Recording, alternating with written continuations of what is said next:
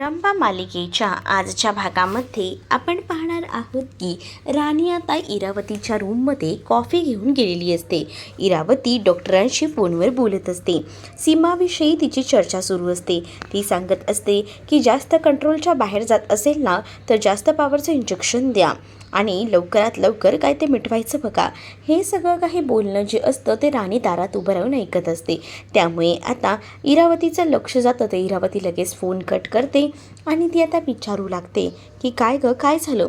आणि त्यावर राणी म्हणते की काही नाही, मी सहजच आले होते आणि तुम्हाला ही कॉफी आणली होती. मग तू सहज आली होतीस तर तुला डोर नॉक करून येता येत नाही का, असा प्रश्न देखील आता तिला केला जातो. त्यावर मात्र ती म्हणते की सॉरी, चुकलंच माझं, आणि असं बोलून ती आता निघून जाते. तर दुसरीकडे मात्र आता रमाने आज त्यांच्या संस्थेत फंक्शन असतं म्हणून सगळ्यांसाठी ड्रेस मागवलेले असतात. प्रत्येकाला पार्टीमध्ये घेऊन येण्यासाठी ते ड्रेसेस घालून यायचं असं काहीचं त्यांचं प्लॅनिंग असतं आणि त्याचसाठी बरेच कपडे तिने मागवलेले असतात. आणि त्यामध्ये सुद्धा आता ती लिस्ट जी आहे ती मॅनेजरकडे असते. त्याच वेळेला आता अण्णासाहेब रमाला म्हणत असतात की या सगळ्याची जबाबदारी तुझी आहे. मला माहिती आहे तू उत्तमरित्या ही जबाबदारी स्वीकारशील आणि हे सगळं काही मॅनेज करशील, असं देखील आता तिला सांगण्यात येतं. आणि ती त्याच पद्धतीने सगळे काही कपडेच त्या बॉक्समधून ओपन करून पाहत असते. तर त्यामध्ये तिला एक ड्रेस खूप सुंदर असा दिसतो आणि तो ड्रेस तिला लक्षात येतो की आपण मुलीला हा फ्रॉक द्यायला हवा. म्हणजेच ती मुलगी जी आहे ना ती या फ्रॉकमध्ये खरंच खूप सुंदर दिसेल, कारण तिच्या आवाजावर ना आणि या सगळ्या गोष्टींवर ना माहिती झालेलं असतं. आणि त्यामुळेच आता मात्र तसाच विचार जे आहे ते लोक करत असतात. तर दुसरीकडे मात्र आता मॅनेजरने ते सगळे कपडे पॅक केलेले असतात जे रमाने ह्या चारही मुलांसाठी सजेस्ट केलेले असतात. ते कपडे मॅनेजर घेऊन अक्षयकडे पोहोचतो आणि अक्षयला ते कपडे देऊ लागतो. अक्षयला तो सांगू लागतो की हे बघा, हे आर.के. मॅडमनी खास तुमच्या मुलांसाठी दिलेले आहेत, त्यामुळे हेच कपडे घालून मुलांना संध्याकाळच्या पार्टीमध्ये घेऊन या, असं बोलून ते आता निघून जातात. तर आर.के. मॅडम आपल्यासाठी किती काय काय करतात ना, मुलांनो या, तुमच्यासाठी आर.के. मॅडमनी कपडे पाठवले आहेत, असं देखील अक्षय जो आहे त्यातच म्हणू लागतो. आणि त्याचबरोबर मुलं खाली येतात. मुलं जेव्हा खाली येतात तेव्हा मुलांच्या हातात एक एक करून अक्षय पिशवी देतो, कारण प्रत्येकावर प्रत्येकाची नावं टाकलेली असतात, जेणेकरून त्यांना त्यांचे कपडे मिळायला हवेत, असंच त्या रमाचं असतं. तर इकडे मात्र इरावतीच्या डोक्यात सुरू असतं की या मुलांनी सुद्धा ना माझ्या पसंतीचेच कपडे घालायला हवेत. या मुलांना आता हे कपडे आवडत आहेत की नाही काय माहिती. पण दुसरीकडे मात्र इथे जो पार्थ असतो ना त्याला ते जॅकेट खूप जास्त आवडलेलं असतं. पार्थ म्हणत असतो की कसलं भारी जॅकेट आहे, हे जॅकेट मी घालणार आहे, असं तो म्हणतो. आणि त्याच वेळेला आता इकडे मात्र एक एक कपडे सगळेजण उघडून बघतात. तर ताराला मात्र तिचे कपडे आवडत नाही. तारा म्हणत असते की शी, हे काही कपडे आहेत का. तर ताराला राग येतो, परंतु आता अक्षय तिला समजवायचा प्रयत्न करतो. अक्षय तिच्या मागे जातो. तर दुसरीकडे अर्थाने सुद्धा ड्रेस ओपन करून पाहिलेला असतो. तर अर्थाचा सुद्धा ड्रेस खूप छान असतो, म्हणूनच अर्था खूप जास्त खुश असते. तर दुसरीकडे आता आरोहीने अजूनही तिचे कपडे उघडून पाहिलेले नसतात. मग आता आरोहीला सुद्धा सांगितलं जातं, अगं तू सुद्धा बघ ना तुझा ड्रेस कसा आहे तो. तारा रागाने निघून गेलेली असते, म्हणून अक्षय देखील तिच्या मागे जातो. अक्षय जेव्हा आता तिच्या मागे जातो ना तेव्हा मात्र आता जी आपली आरोही आहे ती सुद्धा आता ड्रेस उघडून पाहते. च्या पिशवीमध्ये नजर असते ती म्हणजे तिथे असणाऱ्या इरावतीची. आणि जेव्हा तो फ्रॉक ती बघते तेव्हा मात्र आता खूप जास्त आनंद जो आहे तो खरं तर आरोहीला झालेला असतो. आरोहीला तो खूप फ्रॉक आवडतो, कारण तो खास करून रमाने तिच्यासाठीच तो सजेस्ट केलेला असतो. आणि तो फ्रॉक जेव्हा ती बघते तेव्हा मात्र आता ती खूप जास्त खुश होते. आणि ती आता म्हणत असते की मला जे हवंय ते मला साक्षात मिळालं आहे. आणि त्याचसोबत एक नोटसुद्धा असते आणि ती नोट जी असते ती रमाने स्वतः लिहिलेली असते आणि ती खास करून त्या आरोहीसाठीच लिहिलेली असते. आणि ती नोट वाचते तेव्हा आता तिच्या लक्षात येतं की हा इव्हेंट खूप खास होणार आहे आणि म्हणूनच तिला त्या इव्हेंटला जायचं असतं. तर इथे मात्र ती इव्हेंटला जाण्याची तयारी करणार असते. पण या लोकांच्या सगळ्या आनंदावर विरजण टाकायचं काम खरं तर या इथे असणाऱ्या या इरावतीचं असतं. इरावती ठरवते की नाही, या लोकांना असं सुखाने जगू देणार नाही. काही झालं तरी ह्यांचं स्वप्न केल्याशिवाय मी शांत बसणार नाही. या मुलांना सगळे ड्रेसेस कसे आवडू शकतात, नाही, या मुलांनी सुद्धा माझ्याच पसंतीचं सगळं काही घालायला हवं. दुसरीकडे मात्र आता पार्टीला जायचं असतं म्हणून सगळेजण तयार झालेले असतात. तर इकडे जी खरं तर आपली आरोही असते तिला सुद्धा इरा तयार करत असते आणि तिला ना मुद्दामून तिनं आता गेटअप केलेला असतो, तो सुद्धा मांजरीच्या गेटअपमुळे आता मात्र खूप जास्त त्रास जो आहे तो तिथे असणाऱ्या त्या आरोहीला होत असतो. आरोही म्हणत असते की हे सगळं काय आहे आणि पार्थ ना मुद्दामून त्या दोघींचेही फोटोज काढत असतो. आरोहीला तर आता अक्षरशः मांजर बनवलेलं असतं. आरोही म्हणत असते की हे सगळं काय केलं, माझं हे पुसून टाक. तर आता हे पुसलंही जाणार नाही, तुझ्या चेहऱ्यावरही असंच राहणार, आम्ही तर आता इव्हेंटला जातोय असं बोलून आता दोघीही जणी इव्हेंटला निघून गेलेले असतात. तर दुसरीकडे आता आरोही खूप जास्त रडत असते. तर तिथे असणाऱ्या आरताला समजतं. आरता म्हणते की तू काळजी करू नको, हे सगळं काही मी तुला पुसून देते आणि आपण मग लगेच पार्टीला सुद्धा जाऊया असं त्यांचं ठरतं. तर त्यानंतर आता रमाकांत काकासुद्धा तिथे आलेले असतात आणि रमाकांत काका आरोहीला समजावतात आणि म्हणतात की नाही नाही, हे तुला जास्त काही झालेलं नाही आहे, आपण पटकन हे पुसून टाकूया आणि मग आपण तिकडे जाऊया, चालेल का? मग त्यावर आता आरोहीसुद्धा तयार होते. आरोही ही मांजर बनलेली असते तरीसुद्धा ती या सगळ्या वेशात खूप जास्त क्यूट दिसत असते आणि त्यामुळेच आता आरोही ठरवते की नाही, आपण रमाकांत काका सांगतायत ना तर ऐकायला हवं. त्यामुळेच आता आरता आणि रमाकांत काकांनी आरोहीला समजावल्यामुळे आता आरोहीमध्ये बरेच बदल झालेले असतात आणि तिचा मूडही फ्रेश झालेला असतो. दुसरीकडे मुलांनासुद्धा या इव्हेंटसाठी छान तयार केलं जातं.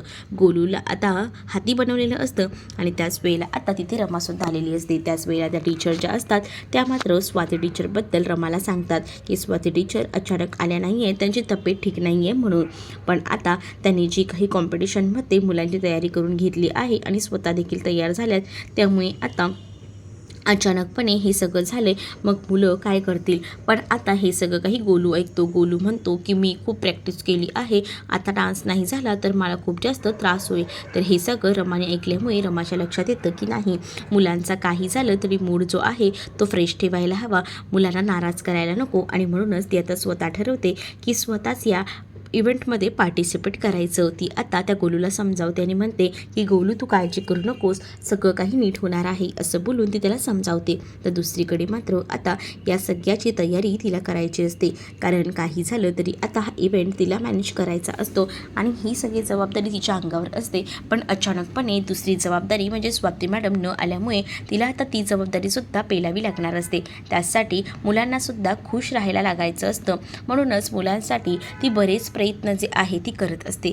तर दुसरीकडे मात्र आता स्वाती मॅडमचा रोल स्वतः करायचा असंच आता रमाने ठरवलेलं असतं आणि तेवढ्यातच साई तिथे येतो. साई तिथे आल्यावर रमा म्हणत असते की बरं झालं साई तू आलास, खरं तर मी तुला शोधणार होते, माझं ना जर तुझ्याकडे काम आहे. तर साई म्हणतो की काय झालं आहे? तर स्वाती मॅडमबद्दल आता रमा साईला सांगू लागते आणि त्या आल्या नाही आहेत, त्यामुळे आता मलाच हा रोल करावा लागणार आहे असं देखील ती सांगू लागते. त्यावर आता साई म्हणतो की या सगळ्याची काही गरज आहे का? पण रमा म्हणते मुलांचा विचार तर करायला हवा ना, बिचारी मुलं माझ्यावर किती विश्वास ठेवून आहेत, म्हणूनच मला असं वाटतं ना की या विश्वासात मलाच पात्र ठरावं लागेल आणि मलाच आता या सगळ्यासाठी उभं राहावं लागेल असं देखील आता म्हटलं जातं. आणि जे काही कॉस्ट्यूम वगैरे आहे स्वाती मॅडमचे ते सगळे काही आता रमा वेअर करणार असते आणि म्हणूनच या सगळ्याची तयारी तिनं साईला सोपवलेली असते.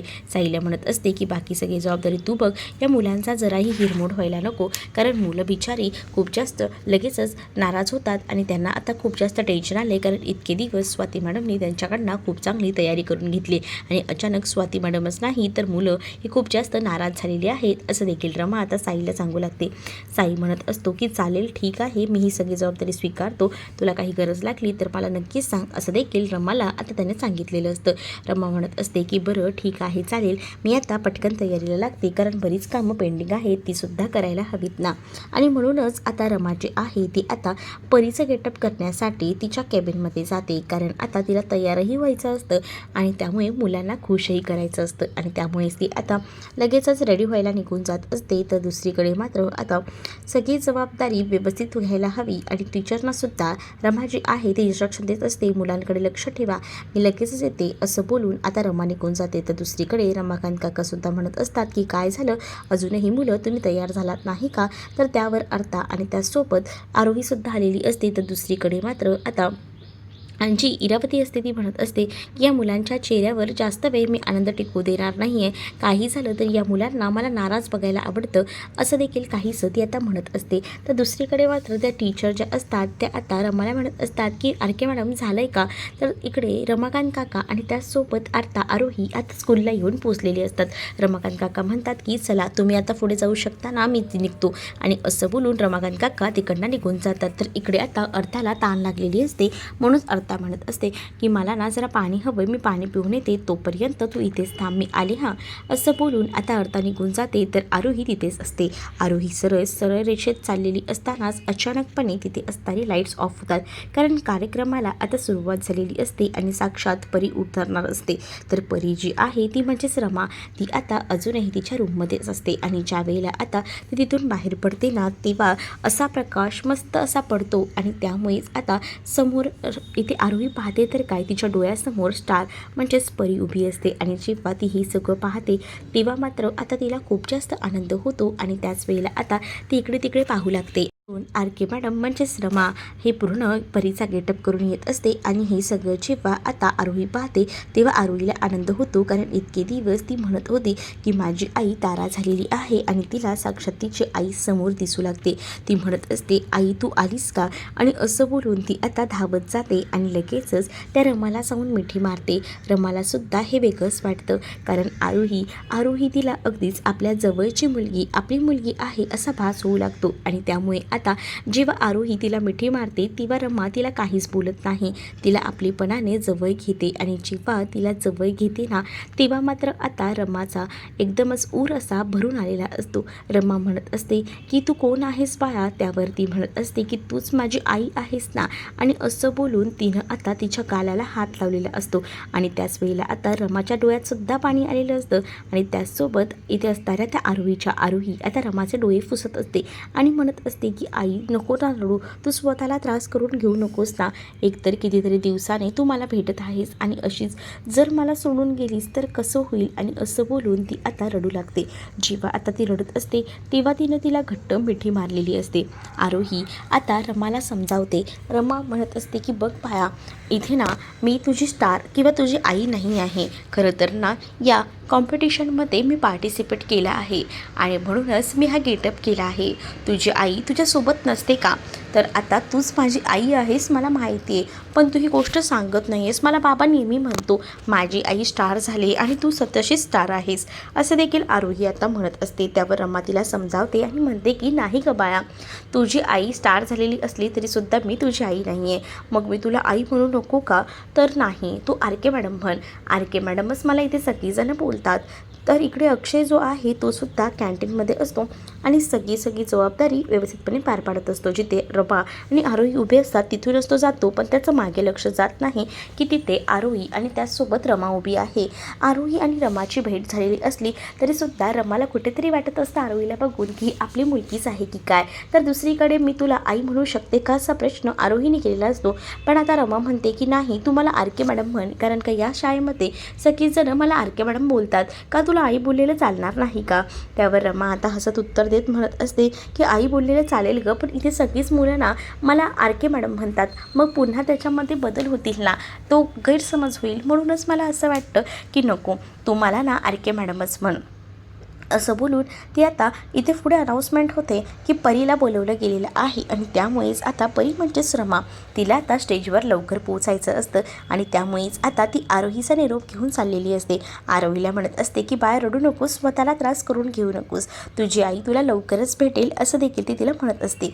पण ज्या वेळेला ती आरोहीला पाहते ना तेव्हा कुठेतरी तिच्या लक्षात येतं की नाही, आपण जे काही विचार करतोय, जी काही आपली समोर मुलगी आहे ती आपल्या मुलीसारखीच आहे, अगदी तेवढ्याच वयाची, तरीसुद्धा आपण तिच्याबरोबर हे असं वागतोय त्याचा तिला त्रास होत असतो. पण करणार तरी काय ना, कारण आता काही झालं तरीसुद्धा हे सगळं करणं गरजेचंच आहे.